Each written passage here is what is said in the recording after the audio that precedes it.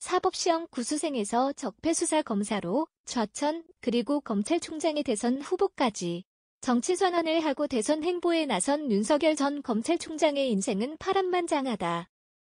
어려운 가정에서 자랐다는 흑수저 스토리는 없지만 성인이 된 이후 그의 삶은 평범하지 않았다. 1960년생으로 올해 환갑을 넘긴 윤 전 총장은 연세대 응용통계학과 설립 멤버였던 윤기중 연세대 명예교수의 아들이다. 중앙고를 졸업한 후 서울대 법과대학에 진학했다. 워낙에 술과 사람을 좋아했던 그는 사법시험에서 무려 구수를 했다. 1991년 한국 나이로 32살에야 사법시험에 합격했다. 그의 사법연 수원 동기들은 그보다 대여섯 살씩 어린 사람들이 많다. 박범계 법무부 장관, 조윤선 전 청와대 정무수석 등이 대표적이다. 검찰 기간 내내 칼잡이 특수부 검사 생활을 했다. 높은 사람들을 주로 수사했으며 진영을 가리지 않았다. 노무현 정부 때 안희정 전 충남도지사와 강금원 창신섬유 대표, 정몽구 현대차그룹 회장이 모두 그가 구속 수사한 인물들이다.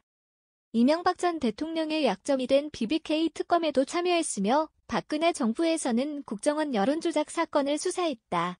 국정원 사건 수사 과정에서 상부보고 누락이 불거지면서 대구고검으로 발령받아 사실상 좌천되며 꺾이는 듯했던 그의 경력은 박근혜 전 대통령 시절 최순실 게이트 특검팀에 합류하면서 다시 날개를 달았다. 문재인 정부 출범과 동시에 서울중앙지검장으로 기용됐고 이 전 대통령 구속수사, 양승태 사법부의 사법농단 수사 등을 진두지휘했다.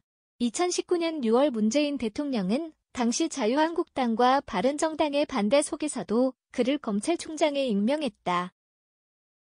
윤 전 총장과 현 정부, 여당의 관계에 금이 가기 시작한 것은 조국 전 법무부 장관 수사 때다. 특수부 검사 특유의 수사 방식은 조 전 장관 수사에도 어김없이 적용됐고 청와대 압수수색까지 감행했다. 이후 유재수 감찰 무마 의혹과 청와대의 울산시장 하명 의혹 수사까지 더해지면서 문재인 정부와의 관계는 어그러졌다. 그러나 국회 출석 당시 여당 의원들을 상대로 밀리지 않는 모습은 오히려 그의 대중적 인기를 높였다. 추미애 전 법무부 장관이 윤 전 총장을 상대로 징계 청구 및 직무정지 처분을 내렸지만 윤 전 총장이 낸 집행정지 처분을 법원이 받아들이면서 윤 전 총장은 국민대권 주자로까지 떠올랐다. 지난 3월 4일 마침내 검찰총장직을 내려놓은 그는 차기 대선 주자 여론조사에서 내내 지지율 1위를 기록해왔다. 윤 전 총장은 스스로 대중 앞에 나서며 60년간 한 번도 가보지 않은 정치인의 길을 가게 됐다. 헌정 역사상 단 한 번도 없었던 검사에서 대통령 후보로의 직행이라는 기록도 남길 전망이다. 딱딱한 이미지를 유화시키려는 듯 같은 날 페이스북을 개설하며 자신을 애처가 토리 아빠 나비 집사 엉덩이 탐정 닮았다고 함 등으로 소개했다.